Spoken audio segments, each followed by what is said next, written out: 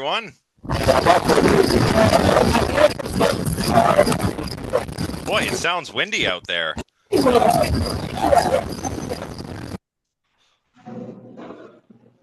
Okay, welcome everybody to Mind, World, and Knowledge, Phil 1301. I am Dr. Josh Redstone, and I will be your instructor for this course. Now, hi, yes, hello. It looks like Daniel has figured it out, but I can still hear some background. Could everybody make sure that their microphones are off, please? Of course, if you have a question, at any point, hello, wow, it's so nice to hear from all of you. If at any point you have a question, you can raise your little virtual hand that Zoom has. And then, of course, you can turn on your microphone and speak. Otherwise, let's keep all of our microphones on mute just so that it's a little easier for everybody to hear what's happening. Okay, so what is the plan for today? Well, this is the welcome and introduction lecture. So typically what I do for these lectures is simply give you an overview of the course outline. I'll tell you a little bit about myself, a little bit about the course, a little bit about your, well, not a little bit, quite a bit about your learning materials, what assignments you'll be expected to complete in this course, how to succeed. We'll go over all of the policies that you'll want to know about. So that's the plan for today. We'll probably finish a little bit earlier than we would otherwise once we've gotten into the material. But that's all right because I imagine that you're all quite busy with getting acclimatized to the university environment. So, um, you know, if if you're shy about speaking up, that's fine. But I do want to ask all of you, how are you? How are you getting acclimatized to Carleton? What do we think so far? I hope it's going well. I hope your orientation activities were great. Yes, I'm getting some thumbs up. That's fine if you don't want to jump in the chat or on the microphone. Do I answer? Can I answer with voice or do we text our answers? Either way is fine. If you're going to answer with voice, it's always good if you put your hand up first. But if you want to just jump in, that's fine too. But yeah,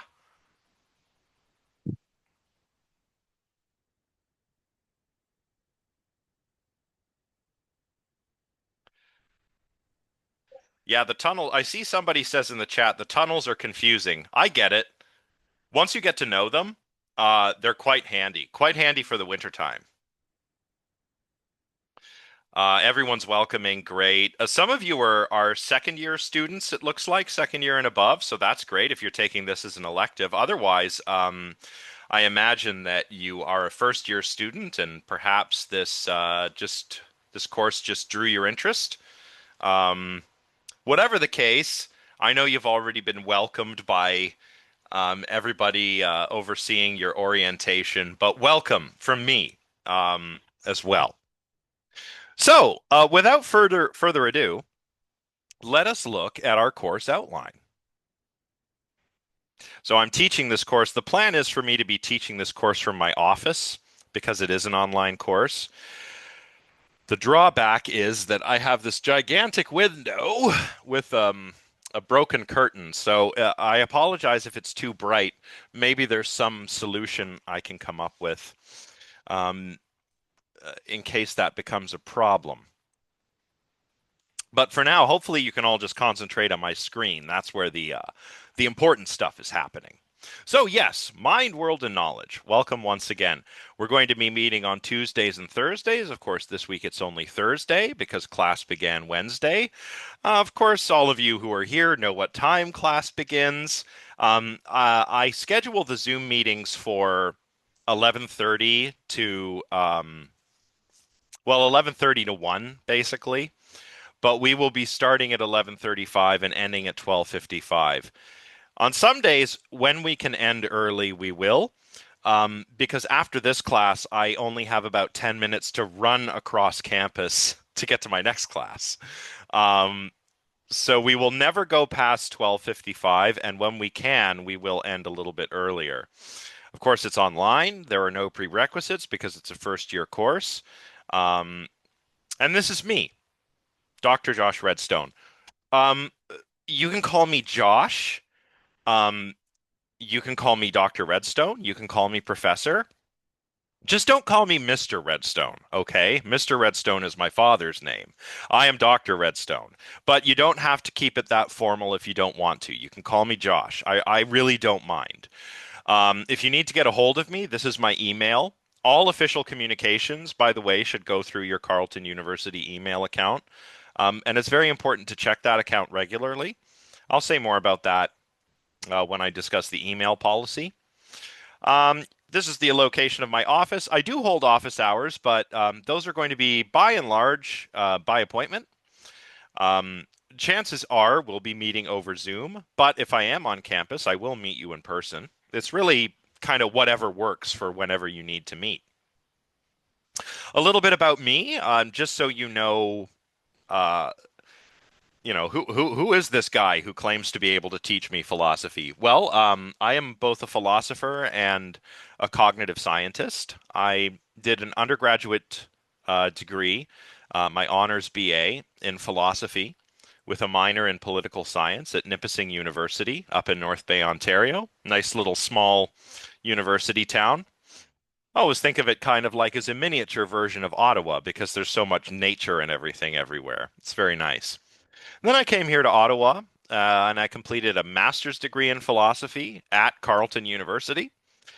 And then I did my PhD in cognitive science, which is the interdisciplinary study of the mental. And I did that here at Carleton University as well. And I taught courses here and there, until the pandemic hit, when apparently there was quite a big demand for undergraduate philosophy courses, if you can believe that. So I started teaching more and more, and now I'm here as a professor on the teaching track, which means that I focus primarily on teaching rather than on research. Although I do have some interesting research interests, I think they're interesting. Otherwise, I wouldn't be researching them. And those are mainly issues that arise at the intersection of philosophy of mind, cognitive science, robotics, and artificial intelligence. So I'll probably drop little breadcrumbs related to those interests as the course unfolds, because as you can see in the course description, this course does have a lot to do with the mind, which is my area, but also other areas. And I will tell you what those areas are. Stay tuned for information about your teaching assistants. Um, I almost have this all sorted out, and once I do, I will re-upload a version of this course outline that has the contact information for your teaching assistants. Now, they will be doing a lot of the marking, not all of the marking, but a lot of the marking in this class. So if you ever have questions about, some feedback that you've received, you're going to want to contact the person that marked your assignment. Chances are that's going to be one of the TAs. So I will let you know as soon as I have this all sorted out, I will make the information available to you. So what are we doing in Mind, World, and Knowledge? Well, as the course description says, this course is an introduction to a variety of areas of philosophy, including philosophy of mind, metaphysics, and epistemology. So let's break that down. I mean, I imagine a good number of you must know this since you're here, but perhaps some of you don't because you're here simply because you found this course description interesting and you wanted to learn. But what exactly is philosophy? Would anyone like to offer maybe a tentative definition of philosophy, or the dictionary Um, definition of the word if you know it?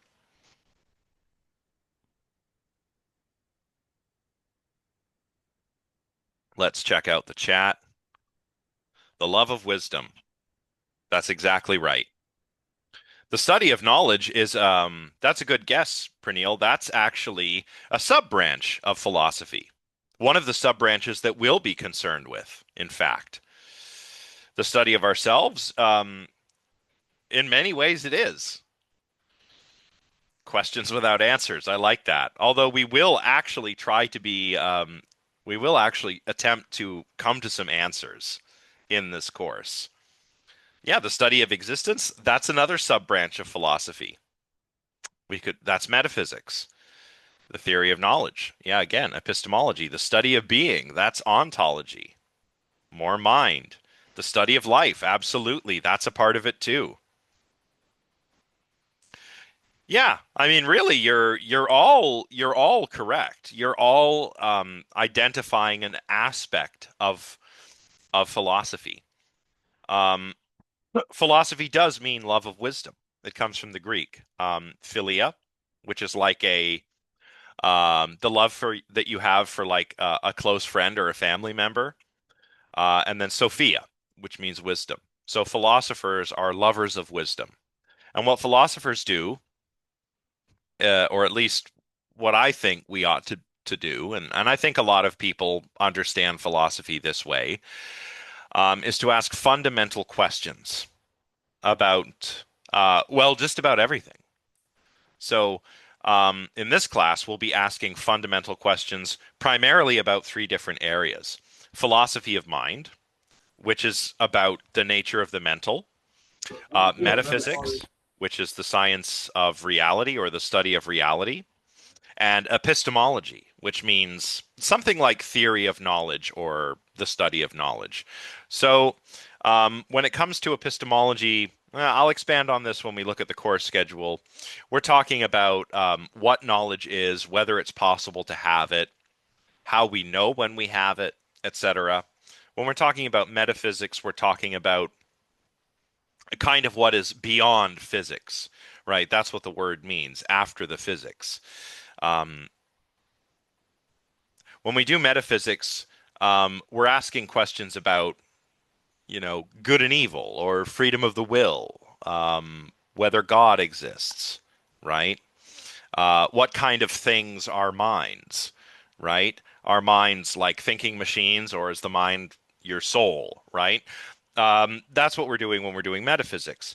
So we're going to survey a lot of classic and contemporary philosophers so that you get familiar with all of these issues related to mind, metaphysics, and epistemology. So we're going to look at, again, knowledge. How do we know when we have it? We're going to look at theories of justification, right? What separates knowledge from mere belief? Skepticism. Is it possible to have knowledge in the first place? We'll inquire as to the nature of the mind, right? What is the mind exactly? We'll look at various philosophical traditions like the rationalists and the empiricists, who had very different approaches to the nature of knowledge and to the mind. Realism and idealism, which have very different things to say about the nature of reality. Um, we'll talk about perception. We'll talk about persons and selves, right? What is it that makes you you? What individuates you from all the other people that exist? And what is the nature of the self anyway? We'll talk about free will and the nature of reality in general. And we'll end up with one of the biggest questions of all: does God exist?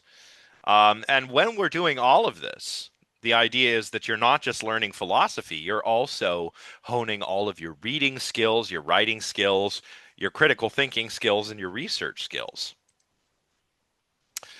Um, that's a good question, Samir. Are ontology and epistemology subtopics of metaphysics? Ontology is sometimes considered a sort of sub-branch. Yeah, Jessica, that's right. Epistemology is kind of its own thing.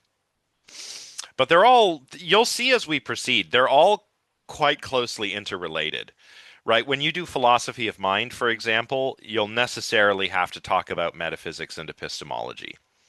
That's just kind of how it goes. So you'll see. Um, this is the textbook.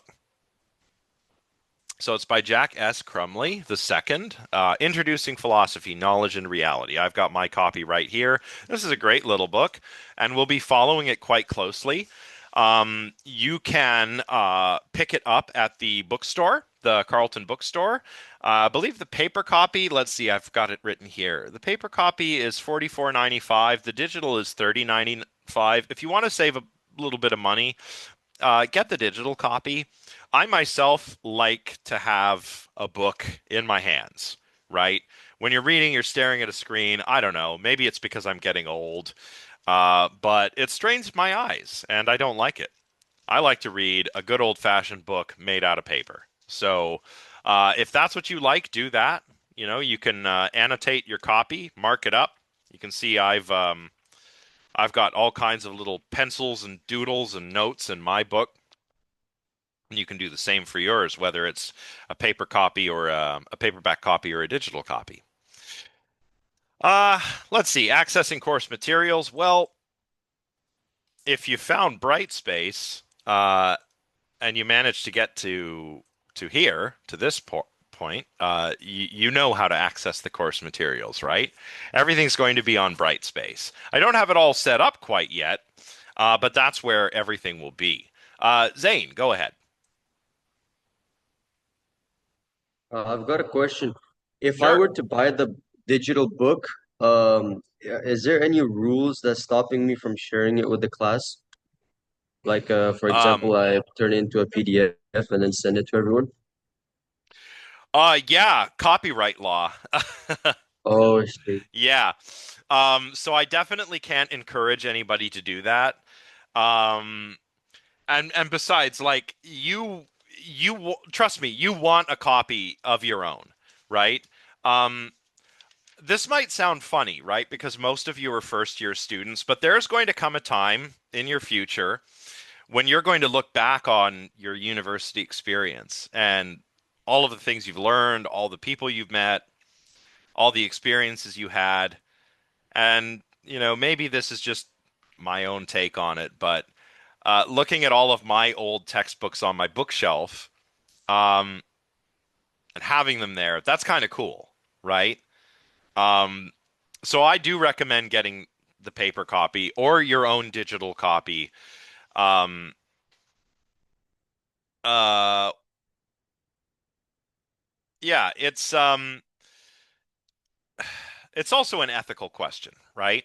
I mean, this is a philosophy class, although it's not an ethics class. Ethics is a branch of philosophy, so what are the right things to do? What motivates us to do the right thing? The right thing is to pay for the book, right? Um, where can we buy it online? I don't know. Probably Amazon, although Jeff Bezos doesn't need any more money. But you can probably get it on Amazon. And yeah, campus bookstore. Do you lose access to the ebook after the term ends? No, I'm pretty sure you own it. Yeah, and Indigo might be another option. So there's lots of places where you can get it online. And if you can find it for a cheaper price, then, go ahead, do it. Um, oh, that's a good question. Are we responsible for extra information discussed in the book but not during the lectures? Um, Possibly. The way I tend to do things is I will lecture on the bits of the book that I want you to focus on, but I may add something to that. So it's not that you're responsible for everything in the book that's not discussed during the lecture. Rather, you might be responsible for remembering something I've said during the lecture that's not in the textbook, right? So it's a good idea to keep notes. Of course, these lectures are recorded, and they are posted to my YouTube channel. Oh, it's archived, eh? Well, still, even though it's free, nothing beats your own personal copy of a philosophy textbook. When you can mark it up and you can doodle in it and you can write your notes. So that's my stance. That's all I have to say about that. Now, where were we? Looks like somebody's microphone is on. Okay, so that's where you'll find all of the PowerPoints. There are no PowerPoints for today, but if there were, they would be uploaded here. The readings for today is just the course outline, but otherwise, all the readings are going to be drawn from the textbook. Zoom links will be here. You can see that the other modules aren't complete yet, don't worry about that. They will be. I will post a link to the recording of this lecture below the Zoom link once it's uploaded this evening. Even though they're recorded lectures, it is a good idea to take notes. Um, yeah, a lot of yeah. You're right, Basatu. Abigail, go ahead, please. I was just gonna say, I know you can't rent the book up, but at the library, they have it too as well, like copies of the book. Oh, they do. Okay. Yeah, just for some people that need it, but like it's a loan, like it's free, so it's not. Yeah, yeah. And you know, when you borrow a book from the library, the author still gets paid, right? It's not like it's completely free, like in the sense that nobody makes any money, right? Um, so, oh, speaking of note taking, I will post an announcement about this on Brightspace, but we do actually need a volunteer note taker for this course. Um, so there will be more information about this in my announcement, like who to contact if you're interested. But basically, we're looking for somebody who can share their notes with a student who requires supplementary notes. So your notes have to be detailed and well organized. They can't just be like scribbles. Um, but if you volunteer for this position, you can earn you can have it listed on your co-curricular record, which is basically like an academic transcript, but for volunteer and extracurricular activities. And that looks really nice when it's time to apply for like scholarships and stuff. Um, so just saying, of course, this is a philosophy class, so what I want to do is encourage you to be a volunteer note taker for its own sake, right? Just because that would be the right thing to do if you're able to do it. But there's also a little bit of an incentive, right? So again, I'll make an announcement about that. Um, Probably, well, what are we today? Thursday? Probably have an announcement about that up on Friday. Okay, this is how I will evaluate you. We have three quizzes, an essay proposal, and a final essay. And this table here just breaks down the due dates and the weight of each of those grade items.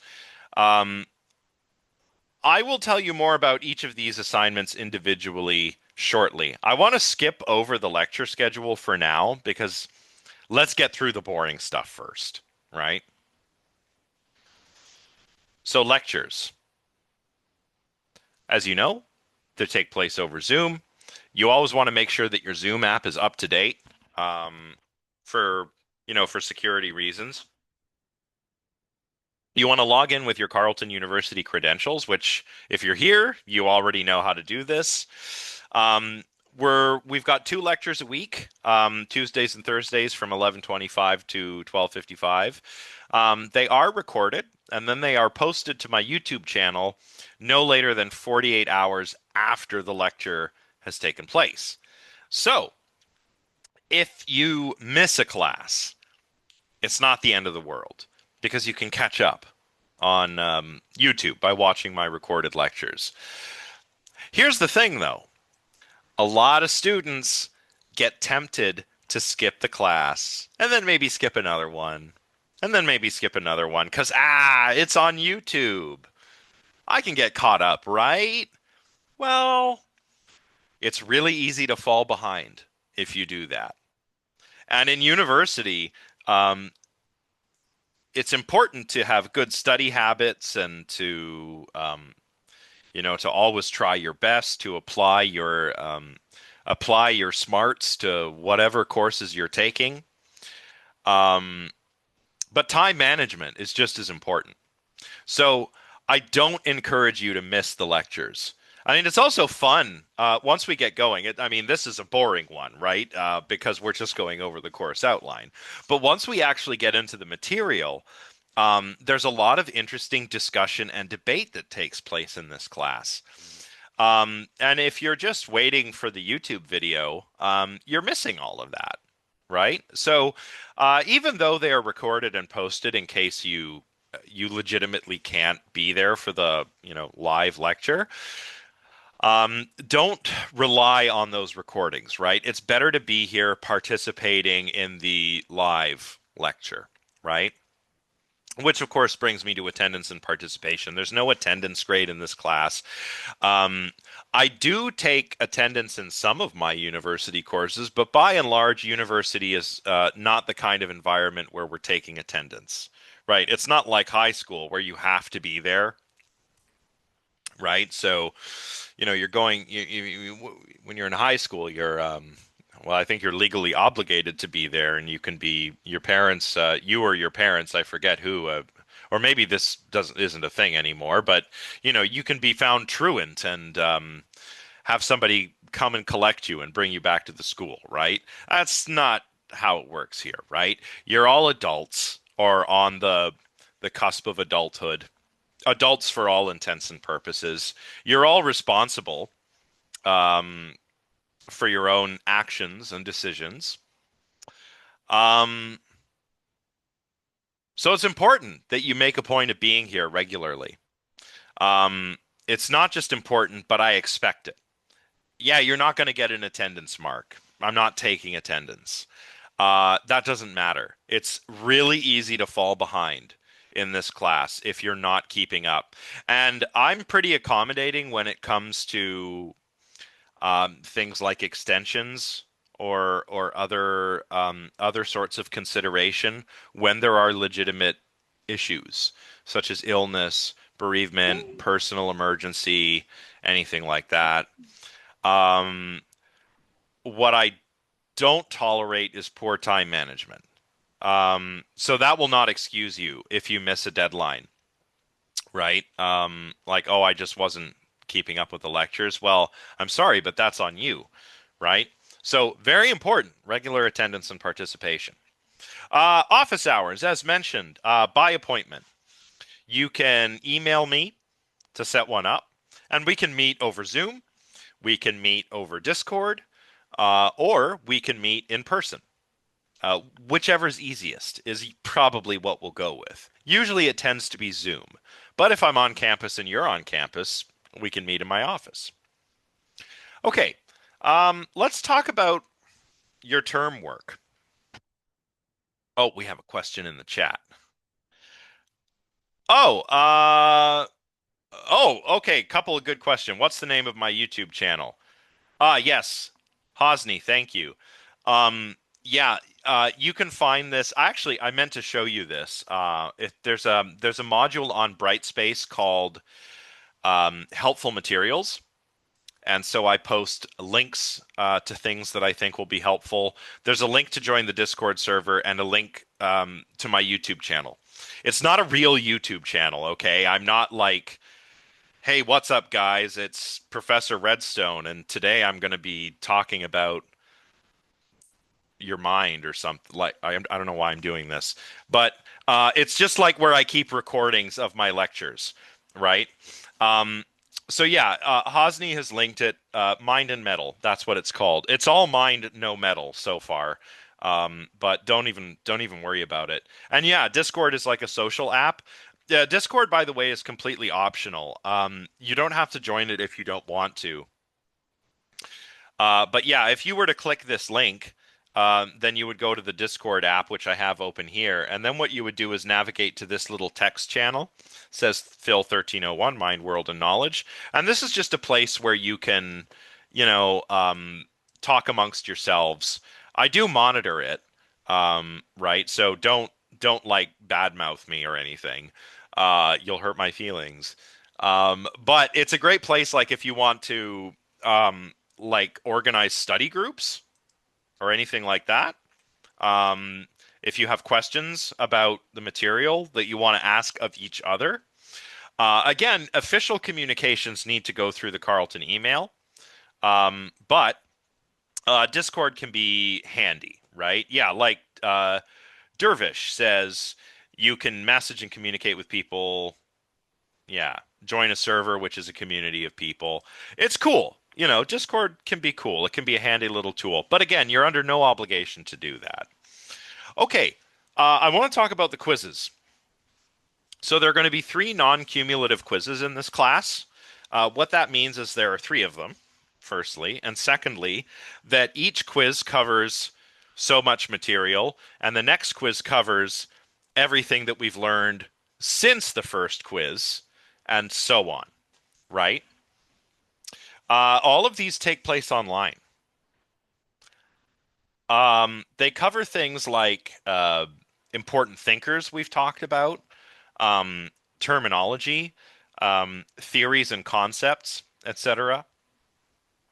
They consist of a mix of multiple choice, true, false, and short answer questions.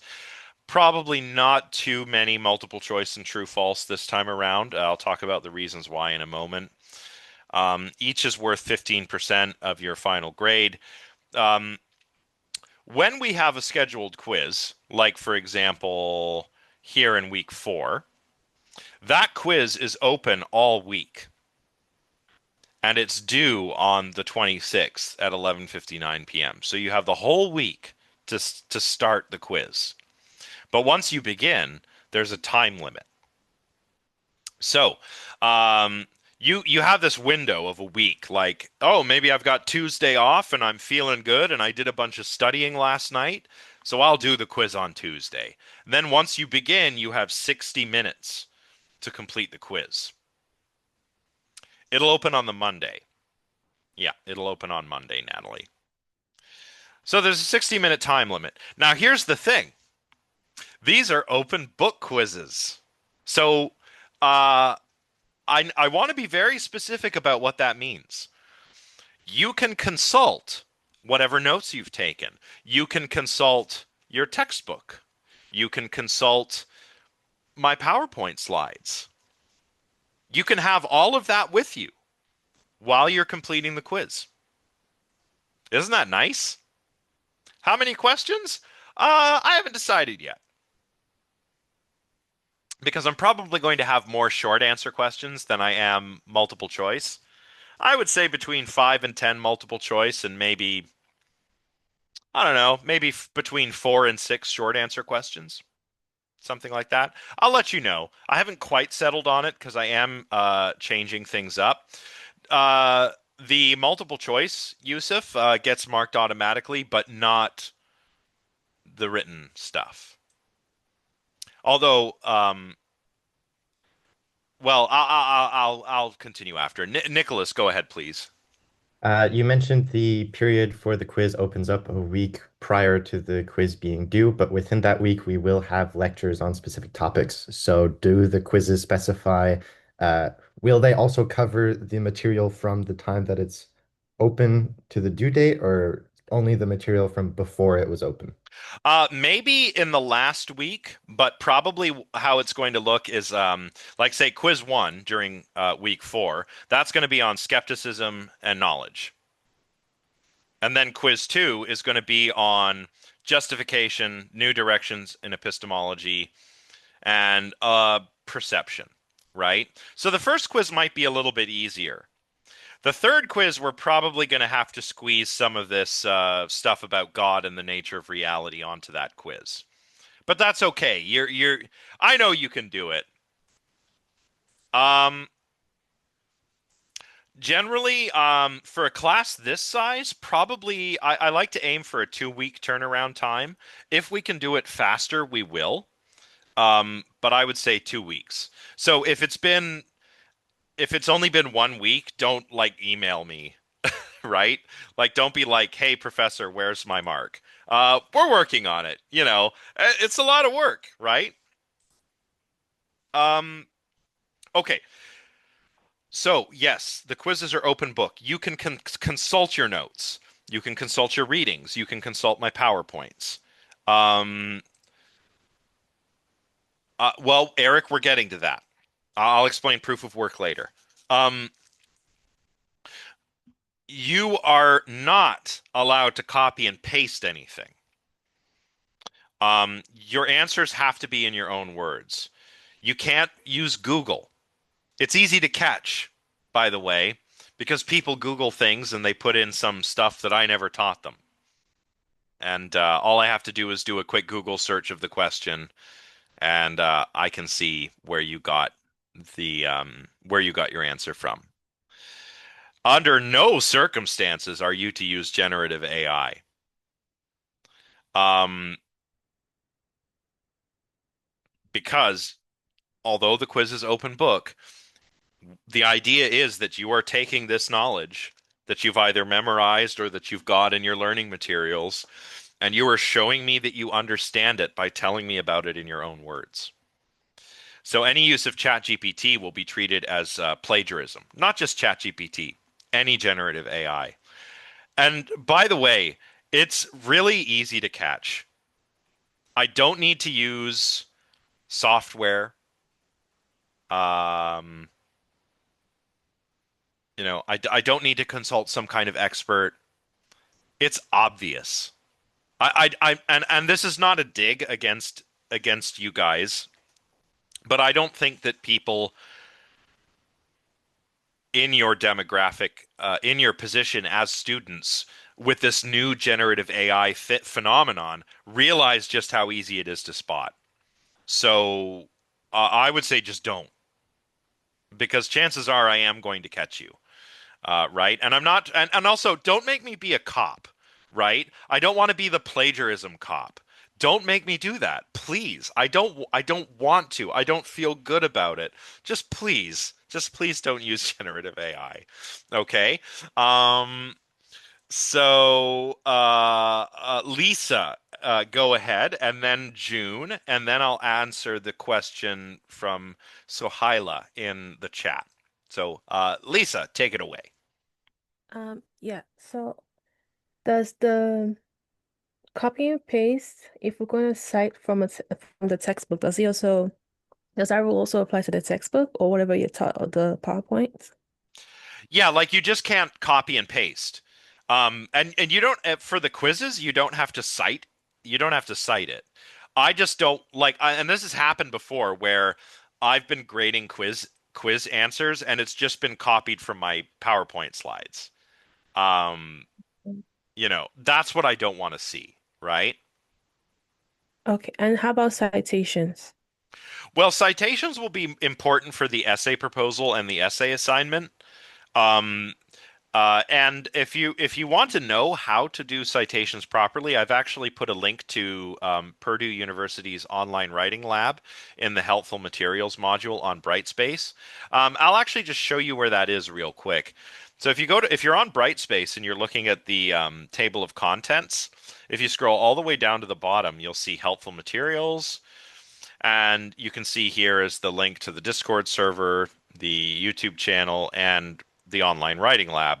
I will have assignment templates for the essay proposal available here when the time comes. Um, but anything about citation, I'll say more about this when I deliver the essay writing lecture, but anything you're not sure about when it comes to citation, just check this guide out. It is super helpful. Yeah. And is that going to be in APA or Chicago? Well, actually, it's up to you. I do encourage APA, but if you're maybe a little bit more familiar with a different citation style, that's fine. All right. Yeah, Thank you. no problem. All right, June, go ahead. Hiya. I have a question regarding generative AI. I know you said that like it's very easy to tell. Personally, I'm an avid like M dash user, and I know a lot of people take that as a flag for AI. Yeah. Do you prefer students not to use M dashes as like it's like kind of a red flag, or are you No, no, no, okay with no. It's not a using red them? flag. Okay, Um, perfect. Thank yeah, you. yeah. No, in an essay, it's not a problem. On Thank you. Brightspace, it Mm-hmm. is. I'm not going to tell you why, but I can tell you that a solid M dash on Brightspace is a dead giveaway Yeah, yeah. So that's all I can say about that, unfortunately. that's not a very casual punctuation. Yeah. Well, it's not Yeah, it's not easy to do don't on worry. Thank you Brightspace. so much. Yeah, no problem. And then okay, Well, yeah, because I know with essays it's copy paste. Oh, sorry. yeah, sorry.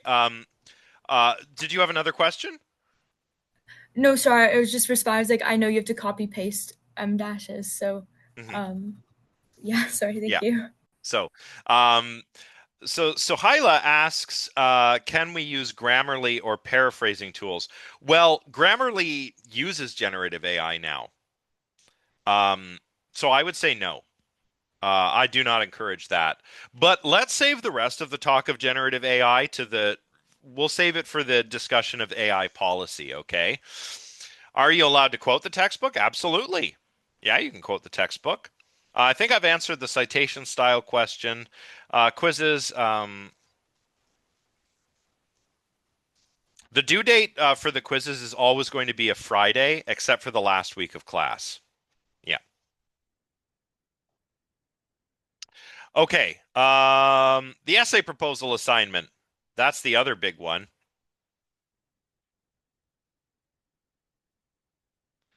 Well, you shouldn't be copying and pasting anything into Brightspace, right? You should be writing your answers. Um, yeah. Yeah, you don't want to copy paste anything into Brightspace. Um, so yeah, just so that we're all clear, the purpose of the quizzes is for you to um, exercise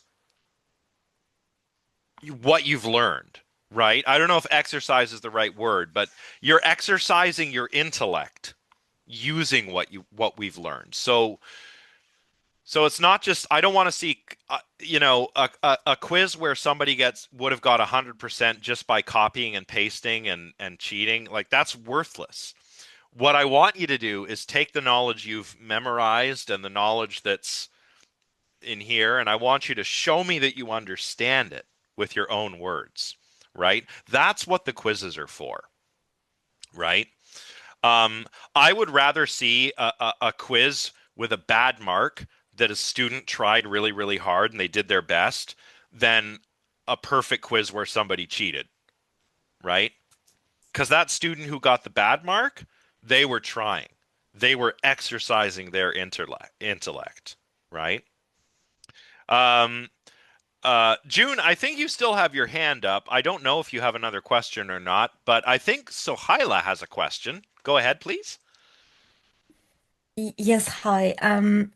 So I just have a question. So when you say copy and paste, so I know like copy and paste, like normally copying and paste like from the lecture, but what if I wrote like my stuff in Word document? Because sometimes Brightspace makes some funny stuff with that kind of like technical issues and stuff, Yeah, and then I understand. I'm yeah. okay with those errors. I will not be penalizing you for those errors. Those errors are how I know a human being wrote the answer. So no copy and pasting. Right, So just even Yeah, so like even if I wrote my answers on Word and then copy and paste from Word to the Brightspace, you also don't you don't want this no, too. no, Okay. no. And So I don't only care writing. like Okay. if you spelled something wrong or anything like that, like I will mark the essays like spelling, grammar, sentence structure as a factor in the essays, not really with the quizzes. Unless the writing is so unclear that I just don't understand what you mean. But that's not really been a problem in the past. And also, just in the chat, Alex, that's I really don't want those being shared, right? Because this is one of the ways that I have to tell. Uh, yeah, it's okay. It's okay. Just let's not share alt codes anymore, okay? Maybe I'll edit this part out when I upload the lecture. Anyway, don't sweat it. Don't sweat it. Where's the essay going to be written? Let me tell you all about it. I'll tell you all about the essay assignment now. So, it's not going to be written in class. Um, it kind of happens in two phases. Phase one is you write an essay proposal, and I will provide a template, and the template will give you an overview of the assignment. It will contain all of the instructions, and it will also contain a grading scheme. So I'll also give a lecture.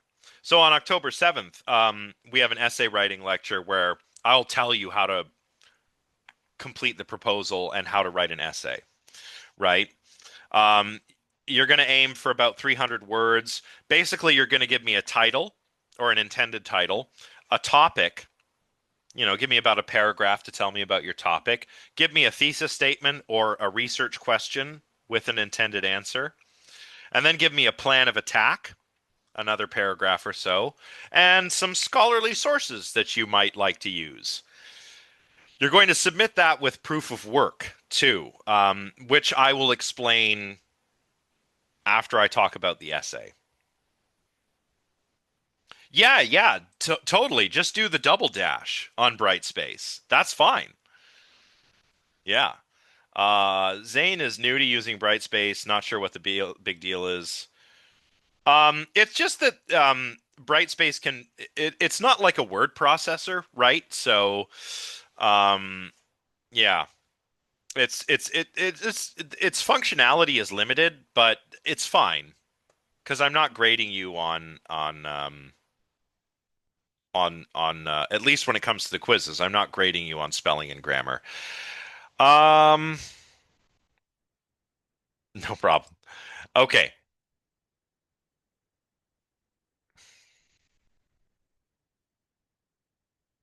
Yeah. Yeah, so I wouldn't even don't even worry about any of that when it comes to Brightspace. Um, is the essay proposal the rough draft brainstorming? Kind of. Yeah, kind of. The idea is you take the proposal after you've gotten your feedback, and you turn that proposal into the start of your essay. And if you do that properly, then you have like the first third of your essay right there, right? That's just the lesson. It's not due on the 7th. The essay is actually a final take-home exam, right? What website do we write on? Well, you don't have to write on a website, but you can complete this in Microsoft Office, which you all have access to for free, by the way. I don't care about whether it's APA or not. I do like APA. I encourage its use, but you can use whatever you want. Um, where was I? I forget. Um, oh, right. Yes. You all have access to Microsoft Office. Did you know that? Yeah. So in case you didn't know, um, you can just download the Microsoft Office 365 suite, and then you log in with your Carleton University, like your My Carleton One credentials, and then boom, you've got all of it. You got Word, PowerPoint, Excel, the whole shebang. Yeah, Brightspace is when the quizzes are going to happen. Citation generators can get things wrong. I think it's better if you do it manually, and that way you learn it better that way too. So if you do use citation generators, you have to like check that it's right. Um, yeah, yeah, yeah. You use Microsoft Word. Yeah, Word is part of Office, so yeah, yeah. You'd be using Word. Uh, yeah. Yeah, you can access it with your stuff, your Carleton credentials. Yuvraj, go ahead, please. My apologies, doctor. My internet was pretty bad here in the library. So from my understanding, the quizzes are like mixes of short answer and multiple choice, or Yeah, yeah, pretty much. okay, It's going to be mostly short answer this time around. Um, okay. And is this like are the quizzes being posted on Brightspace? yeah, I'm assuming.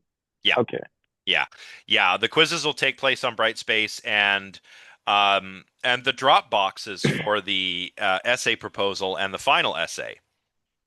Um, okay, yeah, it'll all be on Brightspace. Um, Caleb, no. No, I won't. No, no. There's no worry about that when it comes to the citation generators. My worry is rather that they just sometimes get it wrong. Um, I'd really, Victoria, good question. I'd really rather you use Word, um, because of when it comes to the proof of work, um, which we're getting to. So I'll say more about this in just a moment. Um, you can submit via PDF. Yes, PDF or docx. So yeah, so I'm giving the lecture on no, that you can use citation generators, but be aware that they're not perfect. Okay? So if you use them, you have to make sure it's actually formatted the citation correctly. Yeah. Uh no, no, no. Well, I haven't decided. I'll say more about this prior to the first quiz. Yeah. So don't sweat the finer details of the quiz so far. Um, I mean, hey, we haven't even learned anything yet. Don't don't worry too much, okay, everybody? Microsoft Word, Devlin. I'd rather you didn't, but let's hold off on this until we get to the discussion of proof of student work, okay? So, like I said, um, I'll be giving this essay writing lecture on October 7th. Then on the 14th, you'll submit your proposal. Then you'll get feedback. And then you want to take that proposal, turn it into the beginning of your essay. So that's the final research essay, which serves as a formally scheduled take-home exam in this class. It is due on the last day of the exam period, which is December 20th. It's worth a good chunk of your grade, 35%. It's going to be about 1,200 words, which is not that long. I mean, you can go longer, but don't go under 1,200.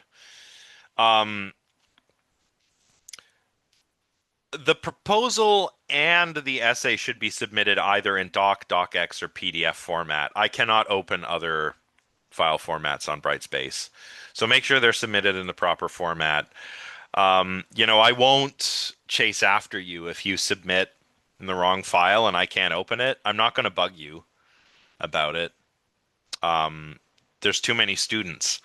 I'd never get through, and I'd never get anything done if I had to do that. So it is incumbent upon you to make sure that you submit your assignment on time in the right file format. Yeah, the idea is like you will get your feedback again 2 weeks. So end of November. So you have December, like 20-ish days, which is plenty of time. Plagiarism policy statement.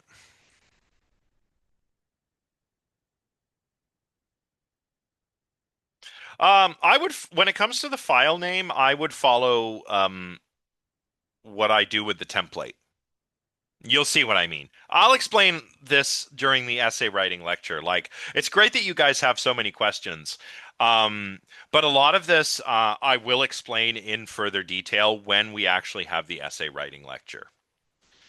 Um, well, the proposal is you're going to sort of pitch me what you'd like to write your essay about. That's what the proposal's for. And yeah, chances are you're going to want to do something that we've learned in class, although not necessarily, right? Um, the absolute maximum for a class like this, oof, I don't know.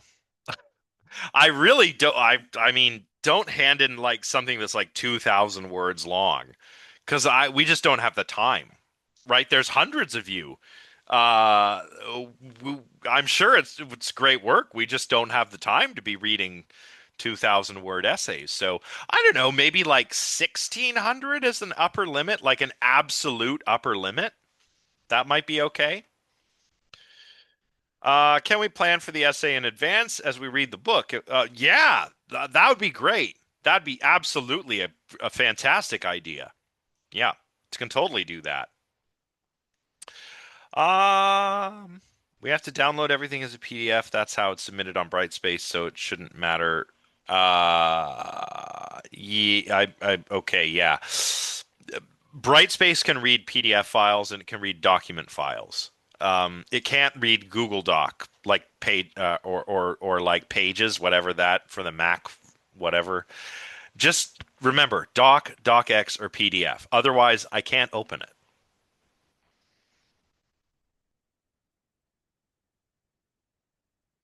The quizzes are entirely on Brightspace.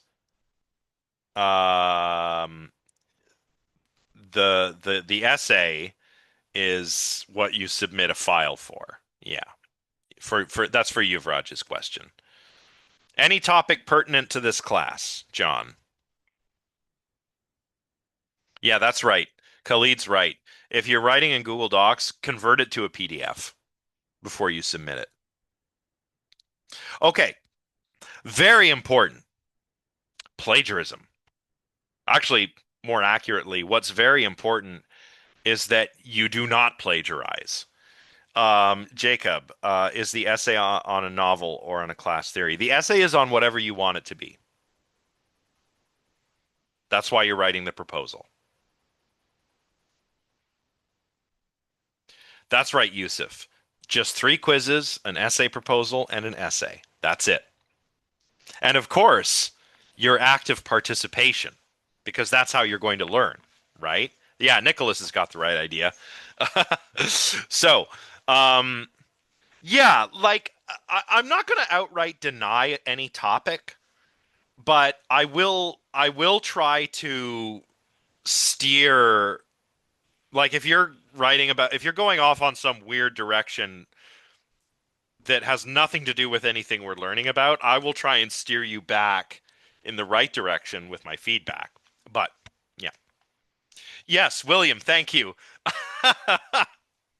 Okay, it's very, very important to avoid plagiarism. When it comes to your quiz answers, when it comes to your essay proposal, when it comes to your final essays, right?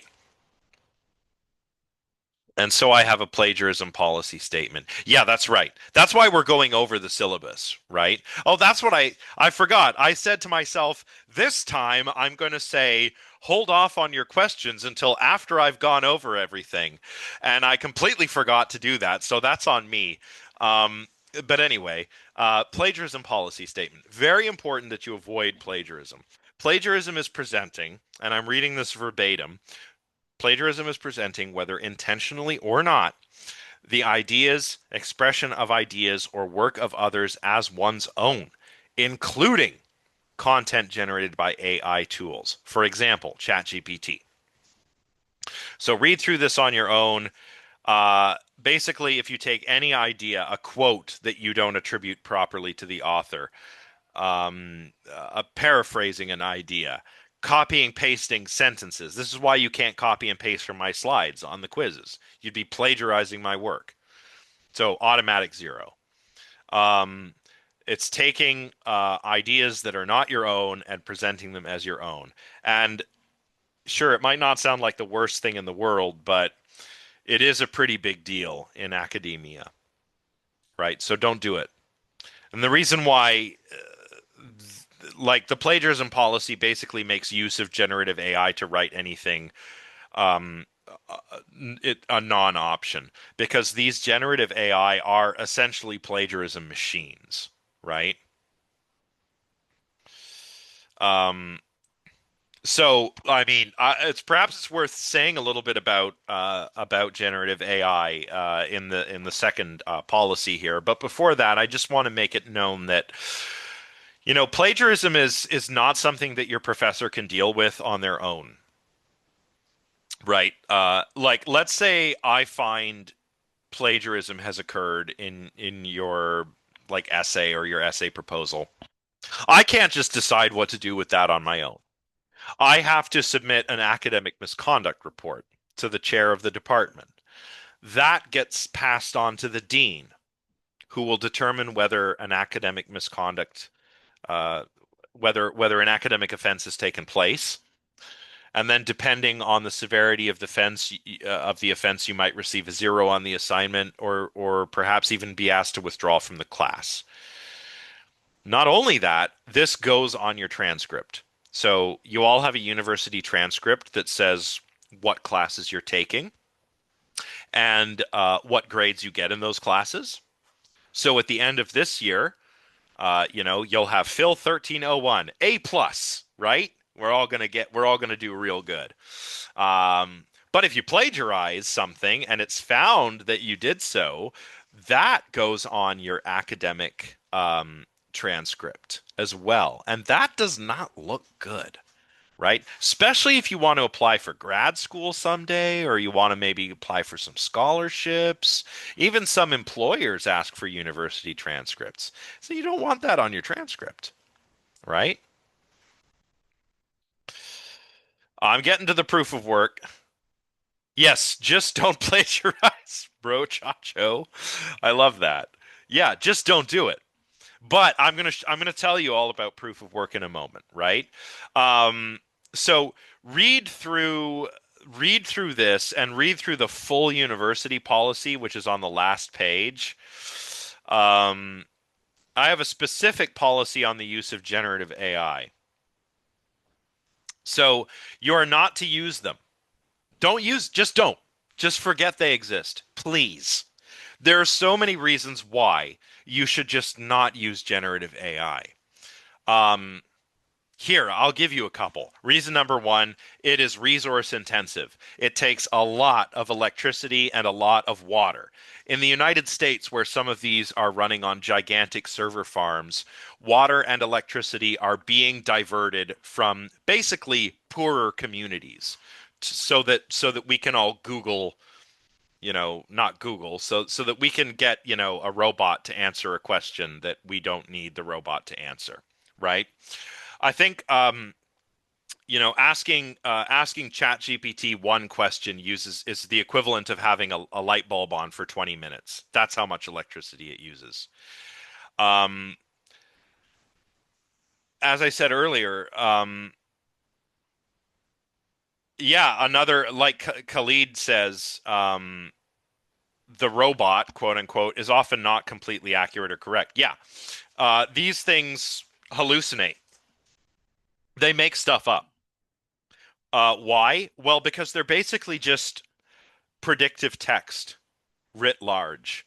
What a large language model does, like so ChatGPT, Grok, um, all the other ones, they're large language models, which means they are really, really big, sophisticated, deep learning neural networks with lots and lots of layers. Don't worry about that. What you need to know is that what they are trained on is a bunch of tokens, a bunch of words. And what they do after they're trained up is they output one word at a time, the statistically most likely next word in the sentence based on the training data and on the prompt you give it. So it's literally making up a sentence. It doesn't have inner mental states. It's not going and consulting a source. It is just a really sophisticated version of predictive text. Um, yeah, yeah. It could also dull your own academic skills. Sohaila, that's a good point. Yeah, Claire, that Alan Turing famously called this. This was an objection to the notion of intelligent machinery that computer scientist Alan Turing mentioned. It only knows what to do. It only knows how to do what we tell it to do, right? Oh yeah, June. Actually, that would be really cool if you could drop that in the Discord server. Yeah. Um, yeah, I agree, Jacob. It's not AI. Not really. It's not strong AI or artificial general intelligence. I have a lot to say about this because this is my area, right? But the number, so they make stuff up. They hallucinate, and it's not that they do it sometimes. They do it all the time. It's just a lot of the times they're right. It's right. But that's how they work. And finally, a lot of the data that these models are trained on, these companies didn't ask for permission to use that data. In fact, there's a lawsuit right now, the New York Times versus OpenAI. The New York Times alleges that OpenAI, the company responsible for ChatGPT, um, trained its model on copyrighted material, and that they didn't have a right to do that. And so it's just automatic plagiarism. Just don't use AI. Please, please don't. There are ways you can maybe kind of use it ethically. I reluctantly allow it for conducting research, but that is something we're going to have to talk about when the essay writing lecture comes, because again, you can get it so wrong. If you use it for research and you don't know what you're doing, you could really, it's not that you're going to commit plagiarism in that case, but you might just say a bunch of wrong things that will get you that will result in a bad assignment, right? Yeah, Plato would hate AI. Well, first of all, Plato would be like, "What the hell is AI?" But then if you explained it to him, he would probably be horrified, I would think. Well, I mean, good on you, Zane, if you're able to. Um, uh, Yeah, yeah, Arena, that's right. Like an echo chamber. And there's a lot of I mean, a new thing in the news recently is actually this AI psychosis where people are becoming somewhat detached from reality because they develop this sort of like dependency on AI. There are people that have been talked into suicide using generative AI. Okay? I don't want to sound like a fearmonger. I do actually think it has useful applications, but I strongly discourage its use, especially for people like you whose brains are still developing. That's another thing that you've got to remember. Your brains are still developing.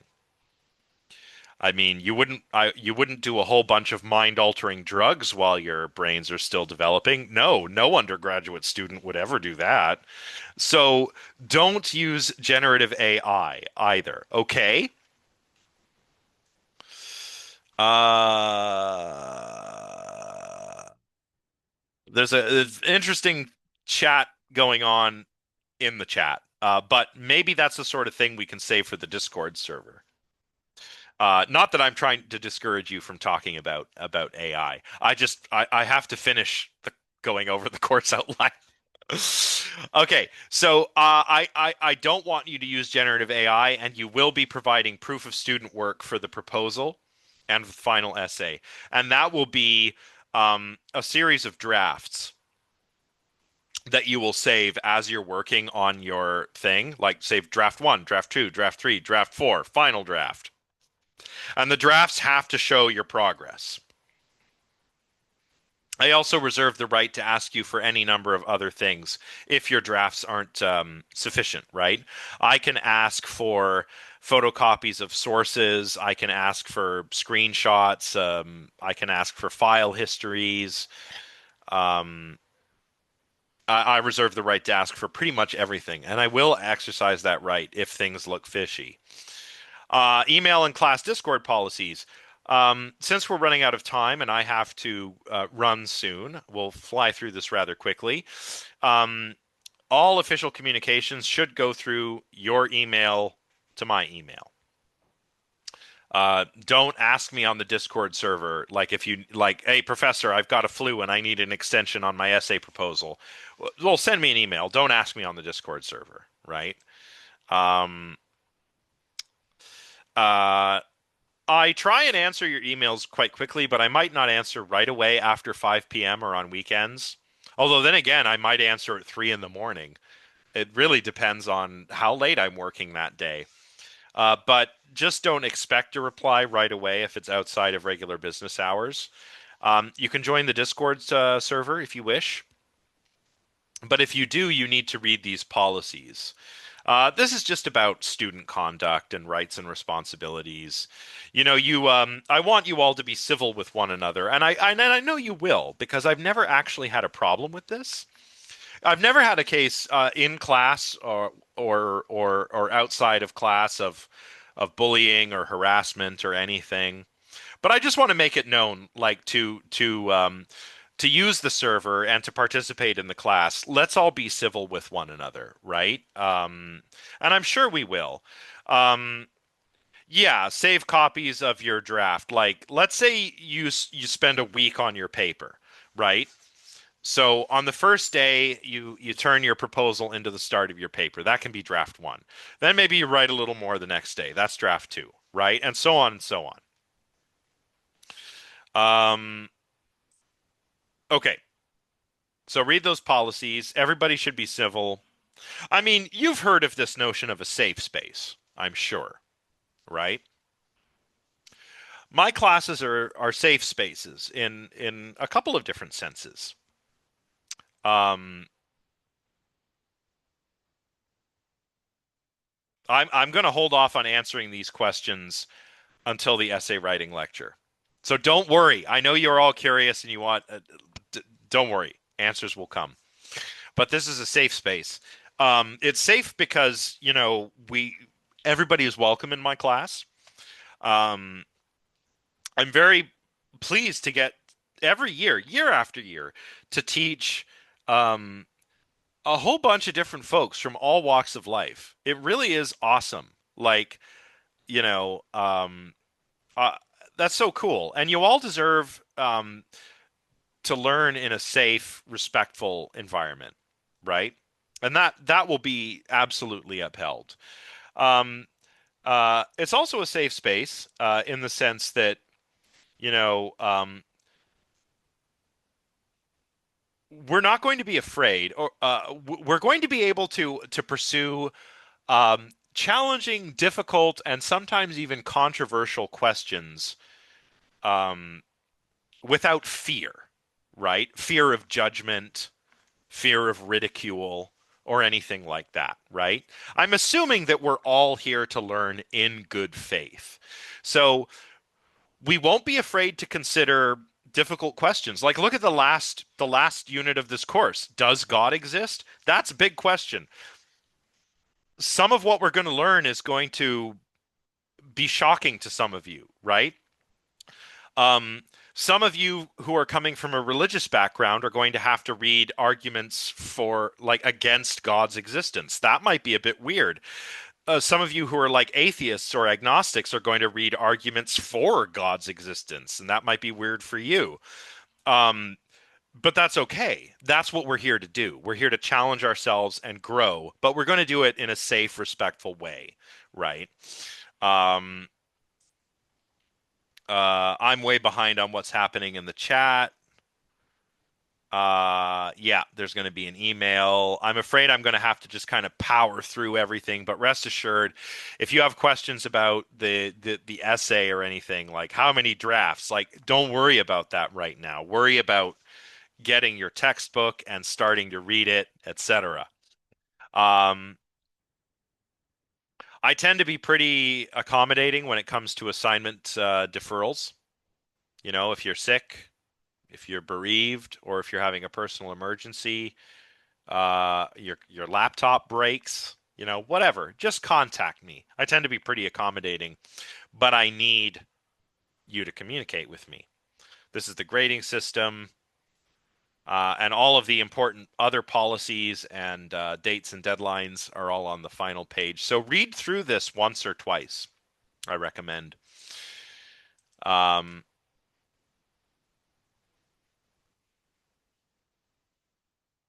okay. Don't have to be too formal in the quizzes. Yeah, Finn, yeah, thanks for bringing that up. That's not obligatory, but it's recommended. So I would recommend that you do that. Check out the human rights module. It just kind of goes over like the human rights policy at Carleton. Highlights not only your rights but your responsibility, right? Like you have the right to be free from harassment and discrimination, but you also have a responsibility not to harass or discriminate against someone else, right? This is that kind of stuff, right? It's going to be down at the bottom, so I'll show you. If you scroll, you got to go view all, and then you go all the way down, and there it is. Yeah. All right. Um, we didn't have time to go over the lecture schedule, but don't worry too much about that. Just note that these topics mirror the topics of Crumley's textbook. Oh, someone asked about the textbook. It's called Introducing Philosophy, Knowledge, and Reality by Jack S. Crumley II. You can also find that info here in the course outline. So we're going to be following the textbook pretty closely. I've also put where your quizzes and other assignments are due. Your readings are here. So take a look at this before we meet again next time. Next time, by the way, we'll be discussing skepticism. Skepticism, yes, the textbook is required. Be very difficult to get through this course without it. But yeah, we're going to be starting with skepticism. Skepticism comes from the Greek skepsis, which means to investigate or to inquire. And we will be inquiring whether it is even possible to have knowledge at all. What a way to start a class, right? I'm going to learn a bunch of new things. First lesson, is it even possible to learn things and know them? Well, some philosophers have said, no, actually, it's not. Or at least it's not easy. So that's all I have for you today. I have to get running down to the other end of campus to get to my other class. But I look forward to seeing you all again next week. So thanks, everyone. I'll see you on next Tuesday. Have Take a good care. day. Bye. Thank you. You're a go-to Thank you. teacher. Goodbye. Thank you. Thank you, Go. Thank you. Thank you. I hope you enjoy the class. All right, I gotta do run. enjoy love the Everyone. class. Have a good run. All right, will do. Exactly.